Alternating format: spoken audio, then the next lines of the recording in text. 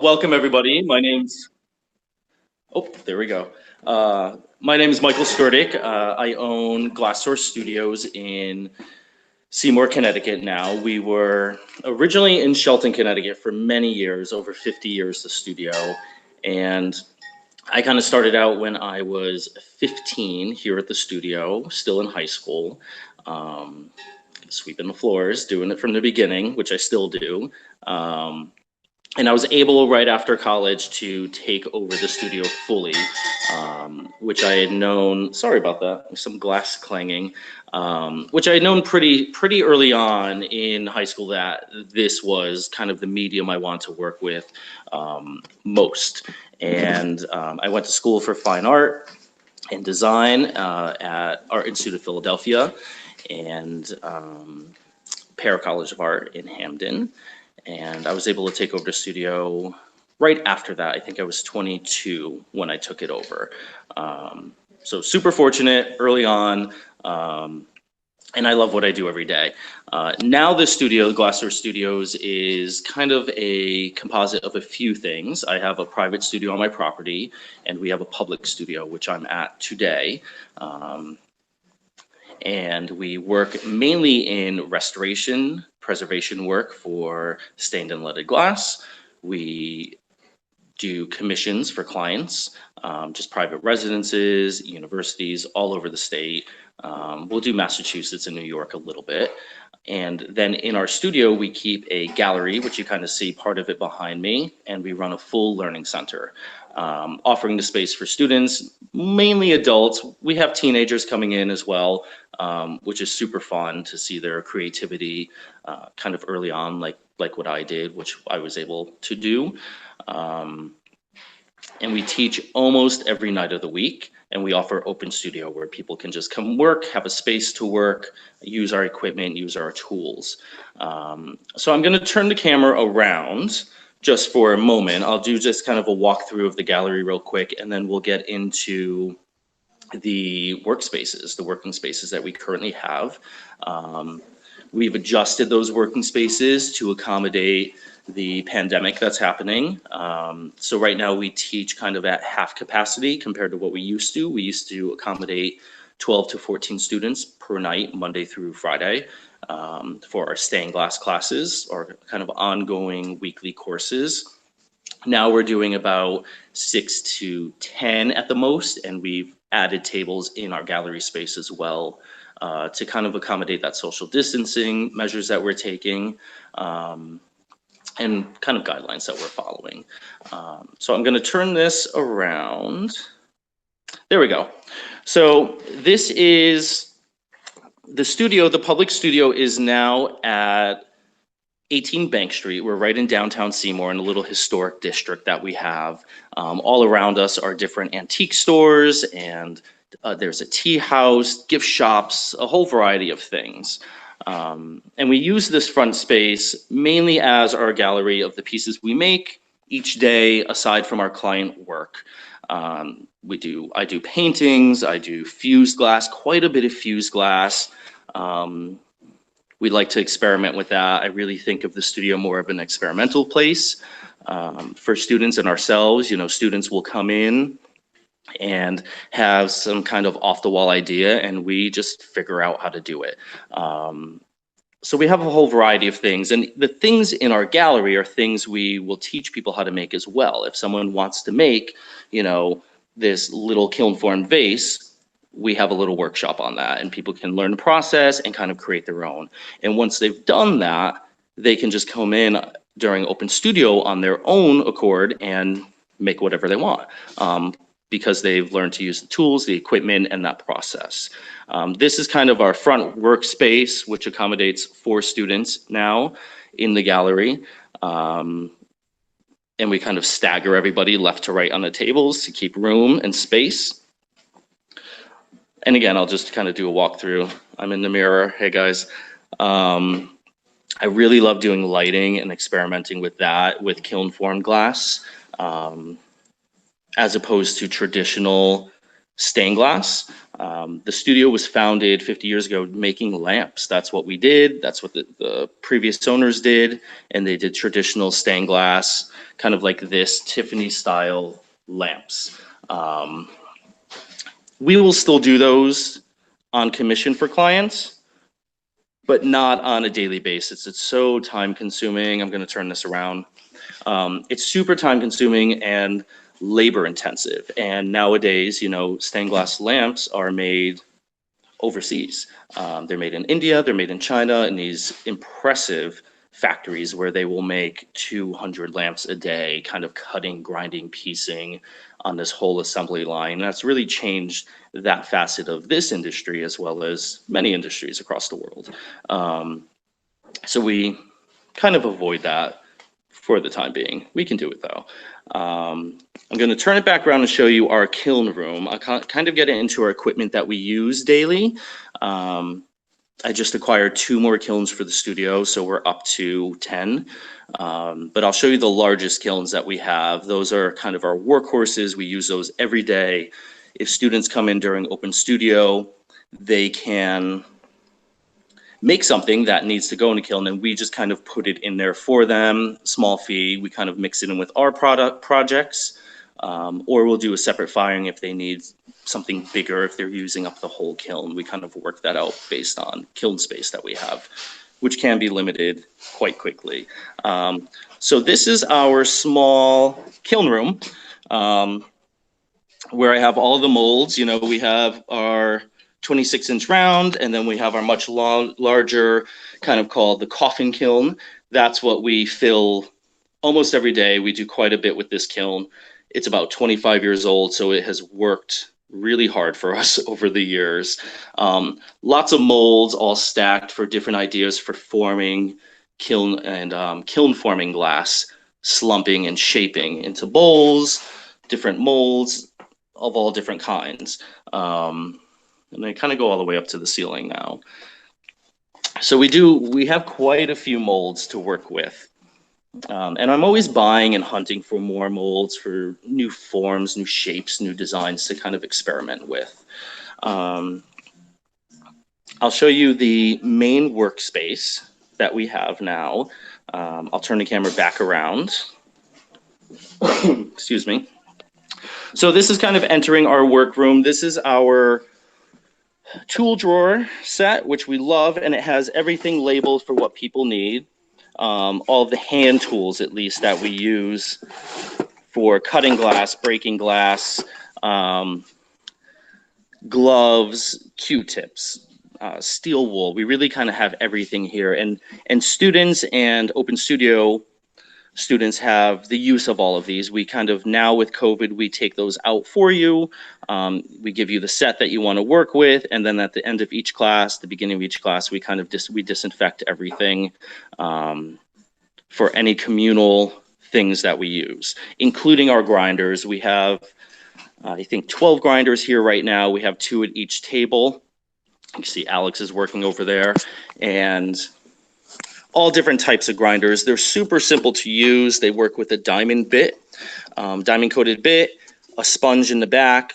There's a well inside that holds all of the water. So when it's running, all of the glass powder or dust that grinds off of each piece goes right down into this water chamber that we scrape out. So nothing is airborne with that as far as particulate matter, which is really important. Years ago, glass studios, many of the glass workers, unfortunately, they died young because they were cutting and grinding and hand filing glass and just breathing in that glass dust daily. And luckily, we've learned that's really bad for you. But prior to the 70s, there were no glass grinders. The first grinders came out in the 70s, so you would have to chip and with these little grazing pliers kind of chew the glass to the shape you wanted and kind of hand file each one, which was super labor intensive. And there was really a resurgence in the 70s for stained glass as a hobby. I don't know if I would do it if I didn't have a grinder. I think I would lose my mind because it's so much work without a grinder. When we do something that's like a major preservation piece or restoration, I will try to follow the original ways that those artisans built those pieces. So I'll try to avoid grinding and kind of hand chew as I need to with the Grozer pliers to keep it as authentic as possible. But sometimes you just have to grind a piece to make it fit right, and it's super quick. It's really quite wonderful to have. So I'll turn it around here again. I'll show you the rest of the equipment. So along this wall, we have tons of art glass. We have scrap bins if somebody needs just like a little piece. We keep those. We kind of sell these by the pound. If you just needed a tiny little piece for something, you're making something small. All the supplies that are needed are kind of along this wall. Quite a bit of art glass to pick through. As you kind of go through these bins, you know, you can pull out really wonderful pieces, vastly different depending on what you're working on.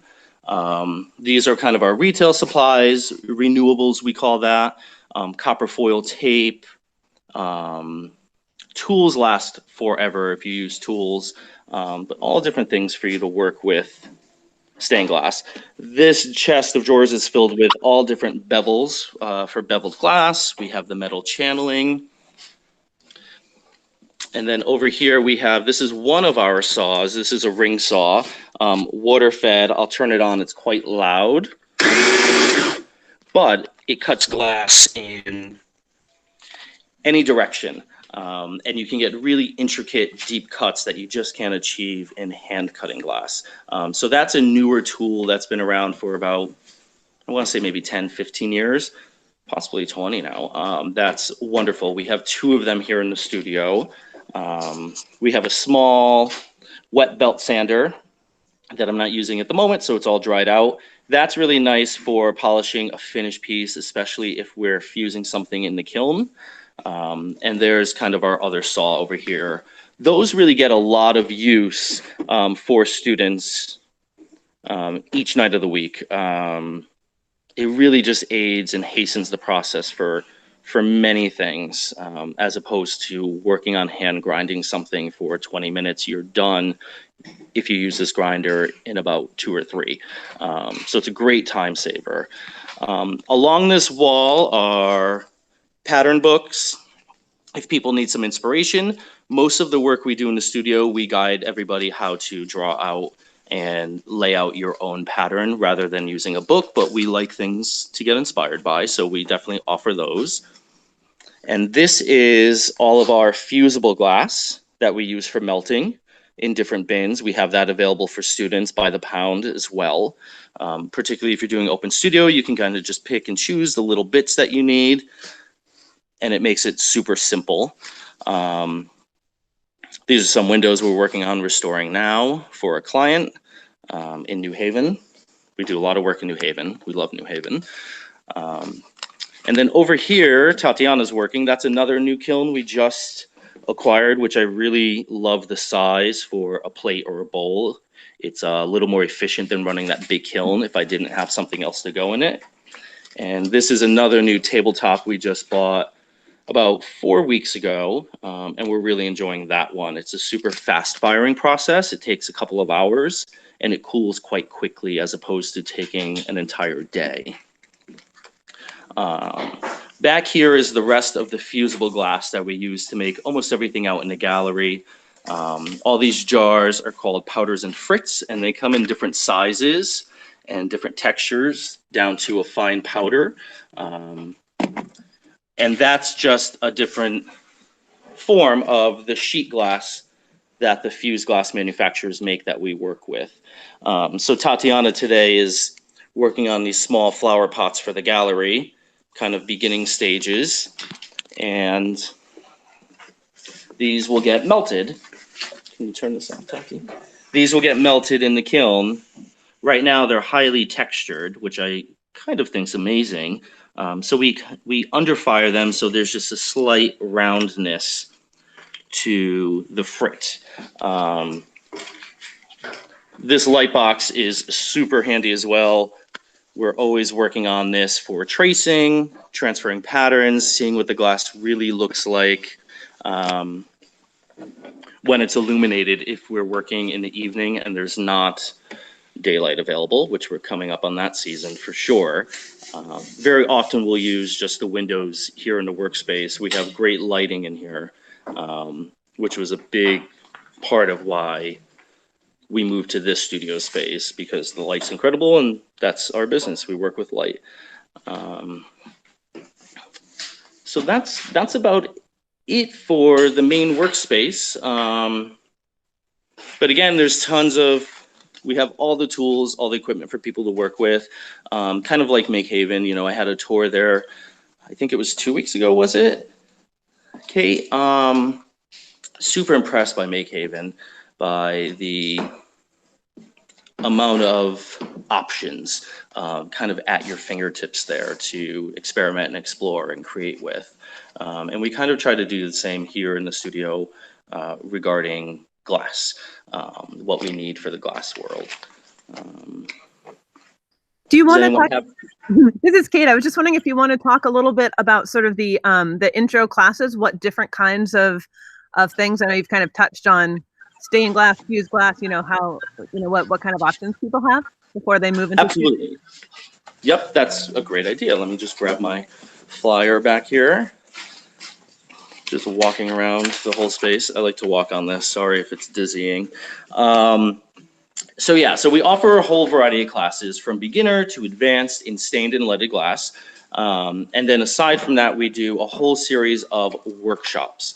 And the workshops are usually focused projects. So we don't teach where people make the same thing. So if you're going to take one of the workshops, say a plate or a bowl, everyone's making a plate or a bowl, but it's your own design. It's your vision of what that piece looks like. And we guide every student individually for our workshops for what they want to create. So in the workshops, we teach plates and bowls. We teach vases, slumped vases, which I showed at the beginning. I'll show another one right now, actually. Kind of these vases where they're kind of formed in the kiln. Coming up right now, it's really popular this time of year. We do ornaments. You can create your own fused glass ornaments. We make a lot of ornaments here in the studio. We do about 3,500 every year for the gallery. They're very popular. We've been doing that for about 15, almost 20 years, I want to say now. We do sun catchers. The rest of the year, we do miniatures in glass, which is working on something on a small scale, heavily detailed focus. So somebody might want to make a landscape or a small scale version of a landscape or forest. So we work on that with students individually, using those small bits of Frits and powders of glass to create that effect. I'll show you one idea here. This is a landscape that's a miniature, and that's done with all powdered glass, small Frits, to kind of look like a landscape of some sort, just a made up one that we did. That's become super popular. Our weeknight classes are focus on stained glass, and we focus that on the copper foil method, the Tiffany method, wrapping each piece with a copper tape. That's where the real experimentation comes in. So students could incorporate fused pieces into there. They can incorporate metalwork. They can do a sculptural piece. They could just do a window piece. We do a lot of mixing fused glass and stained glass now. And that we instruct as well, individually as well. Each student does. They come with an idea. If they don't have one, we kind of work through ideas. We design the pattern together. We figure out what it's going to be at the end and how do we get there, what techniques we're going to use. It's very open. I don't have students making the same thing in one class, you know, in the weeknight classes at least. And it's a huge range. It's a huge range of creativity. And that's the best part of that, to see and be inspired by what students are doing every night of the week. I have groups of students. Our Wednesday night group has been coming for almost 9 years now. We were just going through the paperwork trying to figure out how long they've been coming, and it's the same 10 people. They've become great friends, and it's their creative space, and they kind of lead the class now and what they want to do individually. I think that's a lot of fun. So those classes, just as an idea, the beginner class, we just call it the beginner class.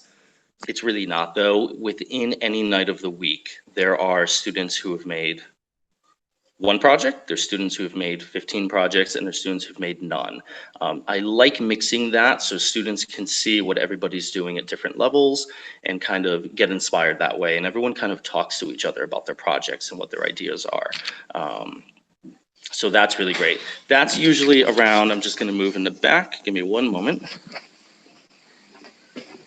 Yeah. That is $150 for our 4-week session. We've turned it kind of into, we're working towards moving towards a membership model, kind of like MakeHaven does. So students have been asking us to come up with a way just to do monthly billing. So we've switched to 4-week sessions. It's $150 for the 4 weeks, and that's in their group setting. And that we just bill that if they want, or you just kind of pay as you go. You can pay nightly. We leave that really open. We decided for MakeHaven members, if anybody wants to come in and they want to try it out for a 4-week session, we would take $50 off of that. So it would be $100 for the 4-week session, $25 per week. And then once you've taken a class, you don't have to stay in the group class. You can come in and do Open Studio, and our Open Studio rate it's $25 an hour, but again, for MakeHaven, our student rate for that is $15 an hour. So that's what we would do. You can come in after that 4 weeks and just kind of work on your own accord. You get a table space, you get to use all the equipment, all the tools, anything here you want. You can use your own supplies, or we have supplies here in the retail space for sale.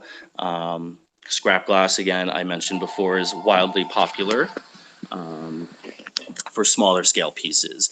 And that may not be, Open Studio is not instructed time, but we are here to kind of talk with you, guide you a little bit as we're working just the same next to you. What else was I gonna cover? Did I miss anything? We do private sessions now too because of COVID. We've had a big shift in that regarding social distancing and space. So some of our students who were in group classes have decided to come in for private sessions instead, kind of one-on-one time with me or Alex here at the studio. That has built up quite a bit now because of COVID. And we were able and happy to accommodate that for students. So we have different private session rates and options for people as well, whether it be 1 or 2 or 3 people to kind of create their own group. So, Michael, you had shown off looked like powder, and I didn't quite understand what that. You said, does that melt in and change the glass color or something? Or tell me a little more about that technical part.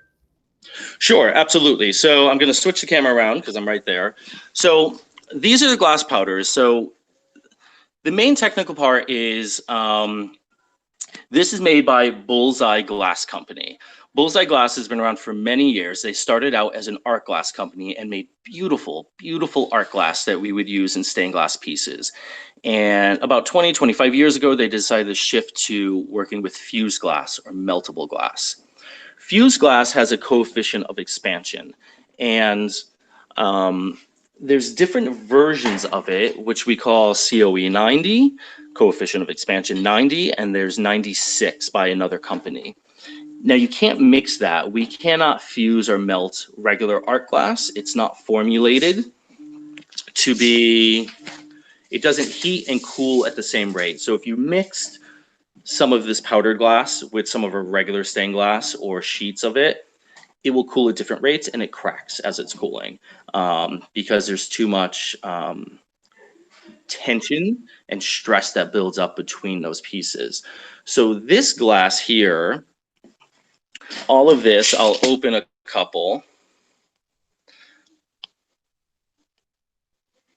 What did I do here? I gotta mix it. There we go.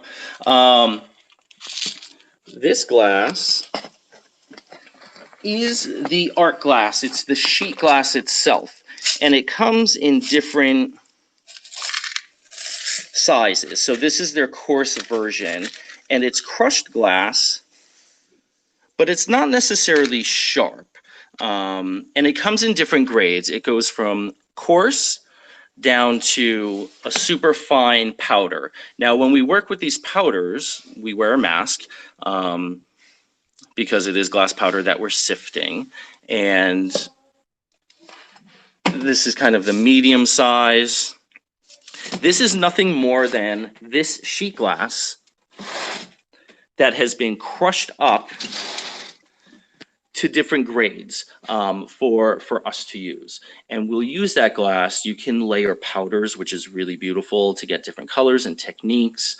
There's kind of this interesting lava, almost tie-dyed effect if you sift 3 layers of glass powder over each other, and then you kind of spray it with a squirt bottle of just water, and it kind of separates it, and it looks almost like lava layers going in there. It just gives us technique. We can play and experiment that way. There's also this glass, which are called stringers that they make, same formulas as well, and they're all different size strips of glass.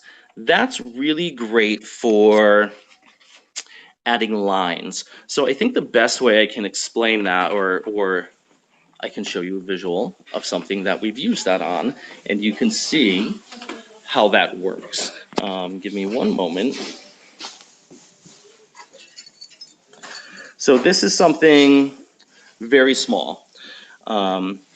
This is a piece of white glass, and those thin lines are the stringers, and then those spots are all the different frit, some coarse and some medium. And they melt in, depending on the temperature of the kiln, to different flatnesses. We can do a full fuse where it's really smooth, or we can do something where it's highly textured. This is done with those stringers. You can see there's quite a bit of texture on here, and these stringers, those thin strips, are just laid across and over each other to create this kind of fabric weaving look. But again, it's all the same. This is a great example as well of it really underfired with different size coarse frit. This is some stringers in here. These are thicker rods. And it's really just for design purposes. It's the same glass technically though as the sheet glass. They just put it through these metal grinders to different grades. We can make our own here. I have a small glass crusher that's manual. We do it by hand. And then I have sifting screens of different grades so we can create our own super coarse down to a fine powder as well. Yeah. Did that answer your question? Yeah, I think it did. And so you place these on special trays or inside of a little holder, and then you put them in the kiln and they melt down. Is that how it works? So those powders are all done on top of another piece of glass. You can put the powders on we have a paper called kiln paper. The company that makes it is Papyrus, and it's a ceramic infused paper that burns away at a very low temperature and leaves just kind of a powdered underneath. So it's a release so it doesn't stick to the kiln shelves. I don't know if you could see it here. This is that kiln paper. So it doesn't stick to the shelf. So you can put the glass right on there. So this is all of those different frits.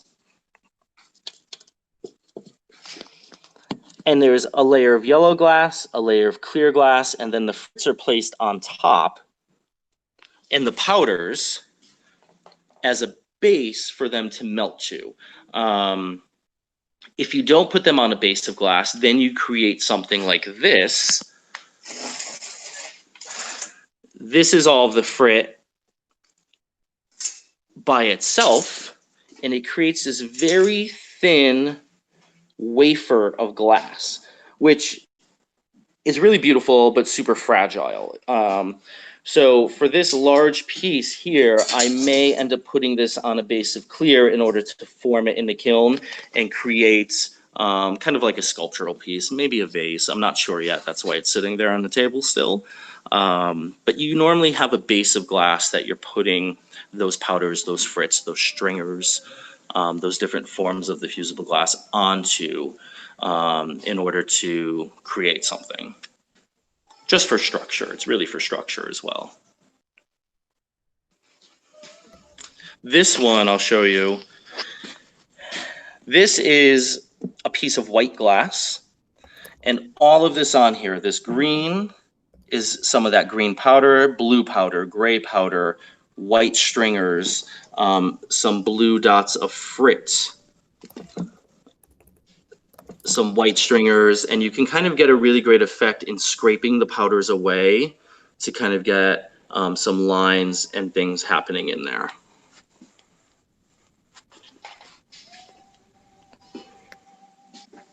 Oh, there we go. Sorry, I lost you. Yeah, that's all. Well, I was opening it up for questions from the participants, if people had any questions. I also just say that, you know, when we met, we talked about having, certainly we don't have the facilities and all the equipment that they have there, but we might do some sort of small introduction type workshop or activity for people at MakeHaven to get a taste of it. And then, Yeah.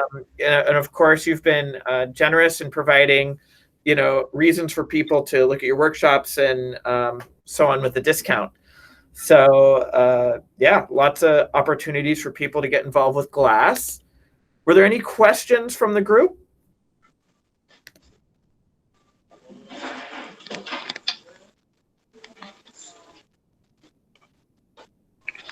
Oh, I'm not seeing any questions. If you're asking, you might be muted. Okay. I have one. Hey, dude, how's it Hey, how are you?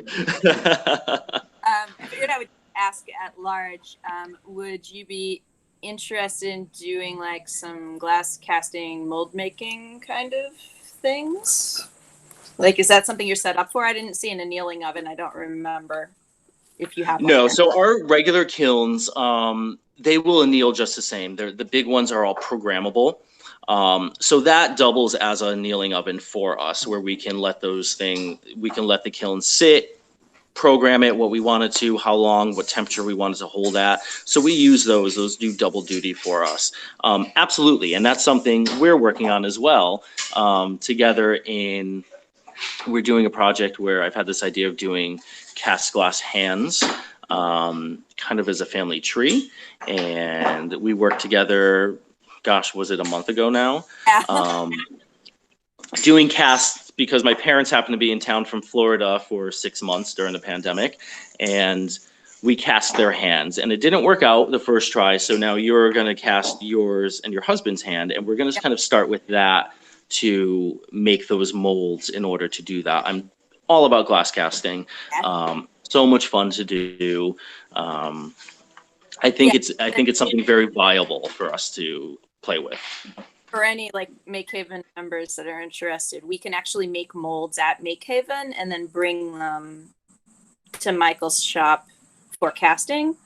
So you know, that's an option out there. So if there's anything, like if you're thinking about something that you might want to make, then you can hit me up. So yeah, that's totally great. And I saw your station there at MakeHaven. I thought that was really nice to see all that there.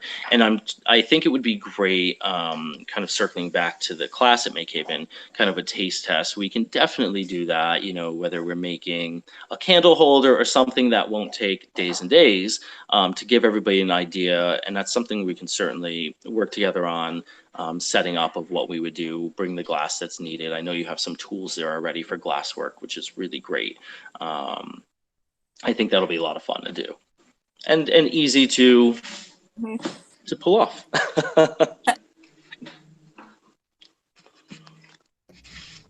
going to mute myself. Awesome. Yeah, well, Kate, I don't know if you wanted to say anything in closing. I think otherwise it seems we're coming to a natural end. And okay, well, thank you so much, Michael, for taking the time and showing us around the space. Really exciting. I hope some folks sign up and take some workshops with you, and we have some nice exchange of knowledge and get to incorporate more glass in our artistic endeavors. Absolutely, and thank you for having me and giving me the opportunity to do this. And if anyone wants to just stop by and see the studio, you know, we're always here. We're here Wednesday through Sunday, in here working ourselves quite late. You can stop by even after hours. We teach until almost 8:30 at night, and you could see what other people are doing if you just want to check it out. Definitely open to where you are? to visit. I'm sorry? Do you want to describe where you are, parking or any other logistics? That's fair.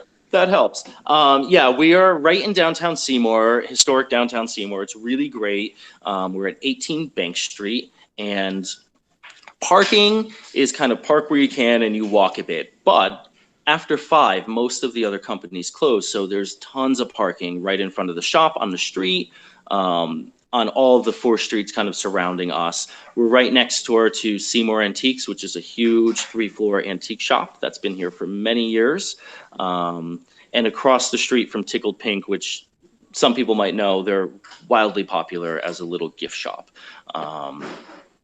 Yeah, people could just come down whenever they want and just kind of walk through and check it out and see what people are up to. Great. Well, thank you. Thank you for your time again. And we'll put this up on YouTube for anyone else interested. Awesome. Thank you. All right. Bye. Take care. Bye, everyone. Beautifully organized space, man. Very good job.